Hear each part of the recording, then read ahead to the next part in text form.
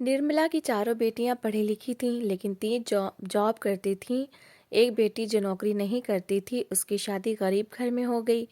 जब निर्मला के घर कोई फंक्शन होता तो नौकरी वाली तीनों बेटियां जानबूझ के माँ पर खूब पैसा खर्च करती, और छोटी बेटी ये दृश्य देखकर अंदर ही अंदर रोती कि वो भी कमाती तो माँ पर पैसा खर्च करती।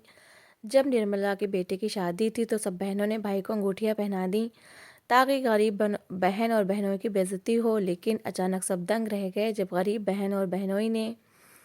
आज रविवार का दिन था, 10 बज रहे थे, लेकिन घर में असाधारण खामोशी थी। निर्मला की बड़ी तीनों बेटियां आज छुट्टी के कारण अभी तक अपने कमरे में से ही ना निकली थीं। सिर्फ छोटी मधु ही थी जो घर के काम करती फिर रही थी। मधु, जल्दी से हलवा पूड़ी का नाश्ता बनाओ, आज मैं छुट्टी का दिन भरपूर एंजॉय करना चाहती हूँ। तुम सारा दिन घर में रहती हो, तुम्हें क्या पता जॉब वाले लोगों के लिए छुट्टी क्या चीज़ होती है। कमरे से शिल्पा बाहर निकली तो उसने आदेश जारी किया। पीले रंग का सूट, डाई किए हुए बाल और चमकती त्वचा। वो अपनी सैलरी का आधे से ज़्यादा हिस्सा तो अपने ऊपर ही लगाया करती थी।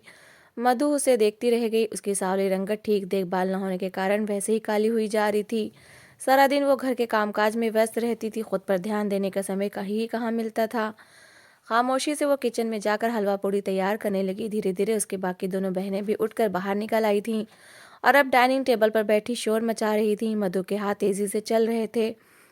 खुद वो सिर्फ मैट्रिक पास थी, भगवान ने दिमाग ही बस इतना ही दिया था कि मैट्रिक में 2 बार फेल होने के बाद बहनों ने उसके ऊपर खर्च करना अच्छा भी ना समझा।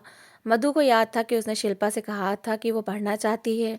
क्या करोगी पढ़कर, पहले ही 2 बार फीस बर्बाद करवा दी है, और वैसे भी हम तीनों नौकरियां कर तो रही हैं।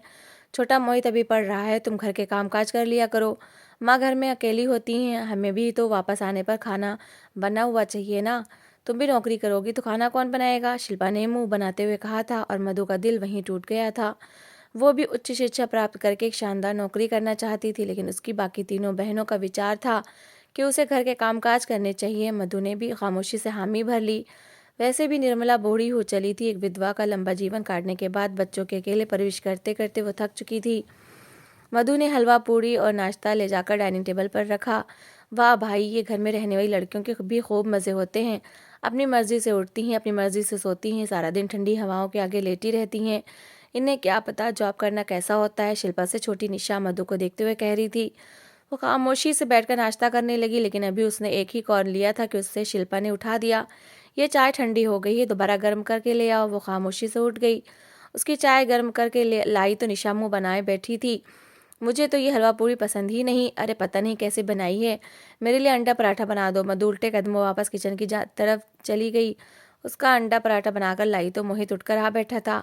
सारी बहनें उस पर प्यार लुटा रही थीं। मधु को भी वो बहुत प्यारा लगता था, लेकिन मोहित उससे सीधे मुंह बात तक नहीं करता था, बल्कि उसका सारा ध्यान सिर्फ उन बहनों की ओर होता था जो नौकरी करती थीं और जिनके पर्स में हर समय पैसे हुआ करते थे। उस समय भी मधु ने उसके साथ कुर्सी रखकर बैठना चाहा तो मोहित अचानक बोला, अरे यार तुम उठ जाओ यहाँ से, किचन में काम करके आई हो, लहसुन प्याज की बदबू आ रही है तुम्हारे अंदर से, और इतने पसीने की दुर्गंध आ रही है। आओ शिल्पा दीदी, तुम मेरे साथ आकर बैठो। आपसे कितनी अच्छी खुशबू आती है और इतनी केयर करती हैं आप, अपनी लगती ही नहीं है कि आप 30 से ज़्यादा की हो चुकी हैं। कुछ मधु को भी सिखा दें, हर समय काम वाली बनी रहती है। मोहित ने इतनी कठोरता से कहा कि मधु का दिल टूट गया। शिल्पा एक अदा से मुस्कुराई और उठकर मोहित के बराबर आ बैठी, जबकि मधु शर्मिंदा होती हुई दूर एक कुर्सी घसीट कर बैठ गई थी। सब लोग नाश्ता करके जा चुके थे। ठंडी पड़ी हुई 2 पूड़ियाँ और चाय का कप मधु के हिस्से में आया। अरे आज शाम को कुछ मेहमान आ रहे हैं, शिल्पा को देखने के लिए, लड़का बड़ा अच्छा है, रिश्ते वाली ने खूब तारीफें की हैं। निर्मला ने अचानक बम फोड़ा तो सभी उधर देखने लग गए। शिल्पा भी धीरे से मुस्कुराने लगी। सभी शाम में आने वाले मेहमानों के बारे में बातचीत करते रहे। पूरा दिन निर्मला ने खूब सारे काम करवाए। मधु को भी बहन की शादी की बहुत खुशी थी। उसने दिल लगाकर बहुत सारे पकवान तैयार किए। शाम के समय मेहमान आए तो शिल्पा गली में झांकने लगी। मेहमान किसी गाड़ी पर आए थे। मैं देखूँ तो सही, आखिर मेरे ससुरालियों के पास कितनी बड़ी कार है। लेकिन गली में कार के बजाय एक मोटरसाइकिल खड़ी थी। अंदर निर्मला लड़के वालों के पास बैठी थी। मामूली सी शक्ल और सूरत का लड़का था, लेकिन दिखने में बहुत ही सीधा लग रहा था। लड़के के माता पिता भी अच्छे लोग लग रहे थे और प्यार से बार बार शिल्पा के बारे में बात करने लगते। क्या करता है आपका लड़का और कितना कमा लेता है? निर्मला ने पूछा तो लड़के की माँ बोली, बस महीने के 30,000 कमा लेता है, लेकिन समय के साथ साथ सैलरी बढ़ ही जाएगी। भगवान का करम है कि 100 गज का अपना मकान है और एक मोटरसाइकिल भी है। अभी उन्होंने इतना ही कहा था कि शिल्पा जो सामने बैठी थी ये एकदम उछल पड़ी। उसके चेहरे के बदलते भाव सबने देखे थे। चाय का कप पटाख से मेज पर रखते हुए वो वहां से उठी और अंदर कमरे में चली गई। निर्मला को अंदाजा हो गया था कि शिल्पा को ये रिश्ता पसंद नहीं आया। उसके सपने ऊंचे थे। लड़के वाले कुछ देर तक बैठे रहे।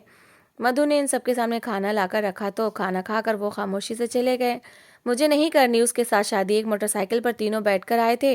कितना बुरा लगेगा मुझे जब मैं मोटरसाइकिल पर बैठूंगी। मुझे किसी गाड़ी वाले का रिश्ता चाहिए। उनके 100 गज के मकान से बड़ा तो मेरा ऑफिस है और वैसे भी इतनी साधारण शक्ल और सूरत वाला लड़का है। मुझे तो देख के घिन आ रही है। शिल्पा ने नफरत से कहा था। निर्मला को बुरा तो लगा, लेकिन मोहित और बेटी के आगे कुछ बोलना उसे ठीक न लगा। लेकिन इतने अच्छे लोग हैं, इनकार कैसे करूं? निर्मला ने परेशानी से कहा। शिल्पा कुछ देर तो सोचती रही। मधु उसके कमरे की सफाई कर रही थी। अचानक ही वो बोली, अपनी मधु का रिश्ता कर दे उस लड़के के साथ। वैसे भी दोनों की शक्ल सूरत बिल्कुल एक जैसी है। न वो किसी काम का है और न ये रोटियां थोपकर उसके सामने रखती रहेगी और वो कमाकर लाता रहेगा। ये दोनों उसी में खुश रहेंगे। आपका एक बोझ तो कम ही हो जाएगा। हम तो वैसे भी अपनी अपनी नौकरियां वाली हैं। आपको क्या टेंशन है? शिल्पा ने बात खत्म कर दी, जबकि मधु फटी फटी आंखों से अपनी बहन की ओर देख रही थी। वो उसके बारे में किस तरह बात कर रही थी, लेकिन निर्मला को ये आइडिया अच्छा लगा था। इतने अच्छे रिश्ते से वो हाथ धोना नहीं चाहती थी। इसलिए अगले ही दिन उसने फ़ोन करके रिश्ते के लिए हामी भर ली, लेकिन उन्हें बता दिया कि उनकी बड़ी के बजाय छोटी की लड़का के लिए लड़के का रिश्ता पसंद आ गया है। लड़के वालों को कोई आपत्ति नहीं थी। उन्हें तो मधु ज़्यादा पसंद आई थी, क्योंकि वो सुघड़ और खामोश स्वभाव की थी। कुछ ही दिनों में घर में शादी के हंगामे जाग उठे। निर्मला ने शादी के खर्चे के लिए शिल्पा और बाकी बेटियों से पैसे मांगे, लेकिन सभी मुंह बनाने लगी। माँ, क्या ज़रूरत है मधु की शादी पर इतना खर्चा करने की? वैसे भी उसे कहाँ आदत है इतने महंगे कपड़े और जूतों की। सस्ते से 2-3 जोड़े लाकर रख देना और घर में जो बर्तन उपयोग नहीं होते वो भी डिब्बों में बंद करके रख देते हैं, काम चल जाएगा। शिल्पा ने आराम से कहा, मगर निर्मला को ये सब अच्छा नहीं लग रहा था। लेकिन उसके खुद के पास तो 1 रुपया भी ना होता था। घर का सारा खर्चा भी उसकी बेटियां ही चलाया करती थीं। मधु के दिल में अपनी शादी को लेकर बहुत से अरमान थे, मगर इन सारे अरमानों पर उसकी बहनों ने पानी फेर दिया। दहेज के नाम पर घर के सारे फालतू बर्तन उठाकर डब्बों में बंद करके रख दिए गए। एक सोने का सेट बाहर से मंगवाया गया, जो इतना हल्का था कि उठाते ही टूट जाता था। मधु को अपने कपड़े जूते खुद खरीदने की बहुत इच्छा थी, मगर शिल्पा खुद ही बाजार गई और सस्ते सस्ते 2-3 जोड़े ले आई। अरे, ये मेरी अलमारी में कपड़ों का ढेर लगा है जो मैंने बनवाए थे। बहुत महंगे और प्यारे कपड़े हैं, लेकिन मुझे पसंद नहीं आए। ये भी मधु के दहेज में रख देते हैं। शिल्पा ने कई बार के पहने हुए कपड़े उठाकर जल्दी जल्दी उसके सूटकेस में रख दिए। मधु ये सब कुछ खामोशी से देखती रही। वो माँ को और परेशान नहीं करना चाहती थी। उसकी शादी का दिन करीब आया तो दूल्हे वालों ने ये कहकर माफ़ी मांग ली कि शादी का जोड़ा वो लोग अफोर्ड नहीं कर सकते, इसलिए लड़की वाले लहंगा अपनी मर्जी से पहना दे। शिल्पा ने सुना तो उसके तन बदन में आग लग गई। अब 10-15 हज़ार का लहंगा लाकर पहनाओ इस महारानी को, 1 रुपया नहीं है मेरे पास। वो गुस्से से चिल्लाने लगी। निर्मला की आंखों में बेबसी से आंसू आ रहे थे। जब शिल्पा ने देखा कि माँ के दिल में उसका महत्व कम हो रहा है, तो फटाफट छोटी निशा के साथ लेकर बाजार गई और किराए पर लहंगा ले आई। लहंगा अच्छा था। मधु को उसने झूठ बोला कि ये लहंगा वो खरीद कर लाई है। शादी के दिन दूल्हे वाले मधु के लिए अच्छे गिफ्ट लेकर आए थे। उन्होंने हाल में शादी करने को कहा, मगर शिल्पा ने मना कर दिया। घर से ही विदाई होगी। उसके आदेश के आगे भला कौन पैर मार सकता था। सादगी के साथ मधु ब्याह कर आरव के साथ उसके घर चली गई। आरव अच्छा और सीधा इंसान था। उसने अपनी पूरी कोशिश की थी कि मधु की शादी की सारी खुशियों को पूरा कर सके, और मधु भी लालची लड़की न थी। दोनों ने एक दूसरे को पाकर भगवान का धन्यवाद किया था। आरव की सूरत में मधु को खुशियों की एक नई दुनिया मिल गई थी। वो गरीब जरूर था, लेकिन उसका दिल बड़ा था। 100 गज के उस छोटे से घर में आरव ने मधु को रानी बनाकर रखा था, लेकिन उसकी सैलरी मामूली थी। घर के खर्चे पूरे करते करते महीने के अंत तक मधु बेहाल हो जाती। अक्सर ऐसा होता कि राशन खत्म हो जाता, बिल भरने वाले होते और कर्जेदार दरवाज़ा बजाते रहते, लेकिन मधु और आरव के पास उन्हें देने के लिए फूटी कौड़ी भी न होती। लाचार होकर वो दोबारा से सैलरी आने का इंतजार करते रहते, लेकिन मधु कभी शिकायत अपने होठों पर न लाई थी। इन्हीं दिनों मधु निर्मला से मिलने घर आई तो घर में असाधारण हंगामा सा मचा था। माँ, क्या कोई मेहमान आ रहे हैं? मधु ने पूछा, क्योंकि उसकी सारी बहनें खूब तैयार हुई थीं। खुद निर्मला ने भी एक अच्छा सा जोड़ा पहन रखा था। अरे हाँ भाई, वो मोहित का रिश्ता तय कर रहे हैं ना, तो आज लड़की वाले हमसे मिलने आ रहे हैं। लड़की डॉक्टर है और बहुत अमीर फैमिली है। अपनी शिल्पा ने रिश्ता देखा है, निर्मला ने कहा। मधु खामोश हो गई। उसे किसी ने बताया तक न था। तभी अंदर से शिल्पा और निशा बाहर आईं। उसके साथ छोटी बहन दिया भी थी। मोहित के रिश्ते वाले आ रहे हैं, शादी की शुरुआत होने वाली, इसलिए हमने सोचा है कि हम आपको कोई गिफ्ट देते हैं। शिल्पा ने आगे बढ़कर एक बहुत सुंदर जोड़ा माँ के सामने रखा। ये पूरे 10,000 का जोड़ा है जो मैं आपके लिए लाई हूँ, शिल्पा ने गर्व से कहा। मैं निशा ने भी जल्दी से पर्स में से सोने के कंगन निकालकर माँ के हाथों में पहना दिए। मैं बड़े दिनों से पैसे जमा कर रही थी, ये सोने के कंगन मैंने आपके लिए बनवाए हैं। छोटी दिया ने भी बहुत ही महंगी कश्मीरी शॉल निर्मला की गोद में रख दी। निर्मला इन सारी कीमती उपहारों को देखकर निहाल हुए जा रही थी, जबकि सामने बैठी मधु शर्मा से पानी पानी हो रही थी। उसकी नज़र अपने पैरों में मामूली से चप्पल पर पड़ी। साड़ी भी उसने पुरानी घिसी हुई पहन रखी थी। उसके पास तो माँ को देने के लिए एक फूटी कौड़ी भी ना थी। शिल्पा ने उसे देखा तो मुस्कुराहट चेहरे पर सजाकर बोली, तुम कुछ नहीं दोगी माँ को? अब तो तुम शादीशुदा हो और अपने घर बार वाली हो, थोड़ी तो शर्म कर लो। कोई गिफ्ट ही माँ के लिए आते समय ले आया करो। अरे ज़्यादा नहीं तो 1 किलो फल ही ले आया करो। पता है तुम्हारा पति थोड़ा गरीब है। शिल्पा की बात पर मधु का दिल कटकर रह गया। सभी बहनें उसका मजाक उड़ा रही थीं। मधु का जी चाहा कि कह दे कि आप सब तो अपनी अपनी कमाई से माँ को तोहफे दे सकती हैं, जबकि उसे ना पढ़ने दिया और ना ही नौकरी करने दी, तो उसके पास भला कैसे पैसे कहाँ से आएंगे। लेकिन वो हमेशा कितनी डरपोक और बहनों से दब जाया करती थी, आज भी खामोश सी हो गई। घर में तैयारियां जोरों पर थी। मधु के आते ही उसकी बाकी बहनों ने तो जैसे सुकून की सांस ली थी। माँ, मुझसे तो ये खाने बनाए नहीं जा रहे, मधु से कह दे वही बना दे, इसे प्रैक्टिस है। निशा ने चम्मच पतीली में रखा और खुद बाहर आ गई। मधु निर्मला के कहने पर खामोशी से किचन में चली गई। मोहित के ससुराल वालों ने शाम में आना था। मधु ने दिल लगाकर सबके लिए खाना तैयार किया। शाम में जब मेहमान ड्राइंग रूम में आकर बैठे तो सारी बहनें लड़की वालों के आसपास जमा हो गईं। बड़ा खुशी खुशी सब एक दूसरे से बातें कर रहे थे। ऊंची ऊंची हंसने की आवाज़ें गूंज रही थीं। मधु भी जल्दी से खाना बनाकर अंदर जाने के लिए बढ़ी, लेकिन अचानक उसका हाथ किसने दबोच लिया। इस हुलिये में अंदर जा रही हो, सबको लगेगा कि काम वाली हो तुम। तुमने अपने कपड़े देखे हैं? किस थर्ड क्लास बाजार से खरीद कर लाई हो? कम से कम इंसान थोड़ी दूसरों की हैसियत का ही ख्याल कर लेता है, अपनी नहीं तो हमारी इज्जत का ही सोच लो। शिल्पा उसका बाजू दबोचे गुस्से में कह रही थी। मधु ने घबरा कर अपने कपड़े देखे। वो पहले ही अच्छे नहीं थे और किचन में काम करने के बाद उसका हुलिया और ज्यादा खराब हो गया था। अंदर आने की कोई ज़रूरत नहीं है, वरना कब कहीं रिश्ते से इनकार ही ना हो जाए, शिल्पा ने डांटा। अंदर कमरे की ओर बढ़ गई। मधु की आंखों में आंसू आने लगे। घर की खुशियों में भी अब वो लोग उसे शामिल करने से बच रही थी। वो वही किचन में बैठ गई। अंदर कमरे से बातें और हंसी की आवाज़ें आती रहीं। लड़की वाले मोहित को देखकर बहुत खुश थे और उन्हें जल्दी शादी करने के लिए जोर दिया था। मधु किचन में खड़ी सबकी फरमाइशें पूरी करती रही। खाने के बाद चाय का कॉफ़ी का दौर चला, वो भी मधु ने ही बनाई। जब मेहमान विदा हो गए तो मधु खामोशी से किचन से बाहर निकल आई। अरे आरव, तुम आ गए, निर्मला ने दरवाजे से अंदर आते आरव को देखकर कहा। उसे देखते ही शिल्पा तो उठकर वहां से चली गई थी। बाकी बहनें भी बुरे बुरे मुंह बनाने लगी। अपने गरीब बहनोई को इज्जत देने पर कोई तैयार नहीं था। आरव को शर्मिंदगी सी होने लगी। मधु जल्दी से अपना बैग लेकर आ गई थी। उसकी हालत देखकर तो पहले आरव चौंका। तुम्हारी आंखें क्यों सूजी हैं? उसने पूछा, मगर मधु ने बात बना दी। मेरे सर में दर्द है। निर्मला से मिलकर मधु चुपचाप अपने घर आ गई। पूरे रास्ते वो चुप रही और घर आकर भी आरव ने महसूस किया कि मधु कुछ ज्यादा ही चुप चुप है। क्या बात है मधु, तुम इतनी ज्यादा खामोश क्यों हो? कोई बात हुई है क्या? आरव ने प्यार से कहा। तो मधु कुछ पल तक सोचती रही और फिर उसने हिम्मत कर ली कि वो आरव को बता ही दे। मोहित भाई की शादी तय हो गई है, 15 दिन बाद उनकी शादी है। ऐसे में सारी बहनें ही माँ और मोहित भाई को कोई ना कोई गिफ्ट देंगी, लेकिन हमारे पास उन्हें देने के लिए कुछ नहीं है। मधु की बात पर आरव एक पल के लिए चुप सा हो गया। तुम्हें पता तो है मधु, ऑफिस की हालत ख़राब चल रही है। नौकरी से तो मुश्किल से इतनी सैलरी मिलती है कि हमारे घर के खर्चे पूरे हो जाते हैं। माँ की दवाइयाँ, बाबूजी के ऑपरेशन के लिए रुपए जमा करना, ये सब कुछ सैलरी में से ही तो करता हूँ। ऐसे में महंगा गिफ्ट देना मैं अफोर्ड नहीं कर सकता। आरव के स्वर में शर्मिंदगी सी थी। मधु घबरा गई। वो आरव को परेशान नहीं करना चाहती थी। वैसे भी वो कितना अच्छा था और उसका कितना ख्याल रखता था। ऐसे में ऐसी फरमाइशें करके मधु उसका दिल नहीं तोड़ना चाहती थी। मधु ने बात दूसरी ओर घुमा दी और थोड़ी ही देर के बाद वो दोनों आपस में खुशी खुशी कोई और बात कर रहे थे। मगर मधु दिल ही दिल में सोच चुकी थी कैसे मोहित की शादी पर अपनी और आरव की बेइज्जती नहीं करवानी है। शादी की तैयारियां जोरों शोरों से चल रही थी। निर्मला रोज ही फोन करके मधु को घर बुला लेती। मोहित की शादी बहुत धूमधाम से करने का फैसला किया गया था। शिल्पा, निशा और दिया तीनों अपने लिए बहुत सुंदर और महंगे ब्रांडेड जोड़े ऑर्डर किए थे। निर्मला के लिए भी उन लोगों ने बहुत महंगे कपड़े बनवाए थे। शिल्पा हर चीज़ इतरा कर मधु को दिखाती रहती। तुमने अपने लिए शादी पर पहनने के लिए क्या खरीदा है? देखो, अगर तुम्हारे पास पहनने के लिए कोई अच्छे कपड़े ना हो तो मुझे बता देना, मैं अपना कोई पुराना जोड़ा प्रेस करके रख दूंगी। वो तुम्हारे नए कपड़ों से भी काफ़ी बेहतर होगा। लोगों के सामने हमारी बेइज्जती मत करवा देना, शिल्पा नाक चढ़ाकर कहती, जबकि मधु उदास हो जाती। बेइज्जती करने में सबसे पहले तो उसकी बहनें ही आगे रहती थीं।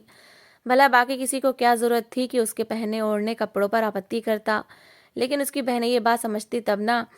घर के कई काम शिल्पा और निशा ने मधु से करवाए। निर्मला को दुख होता, वो मना करती, लेकिन शिल्पा उसकी किसी बात पर ध्यान न देती। धीरे धीरे दिन गुजरते चले गए।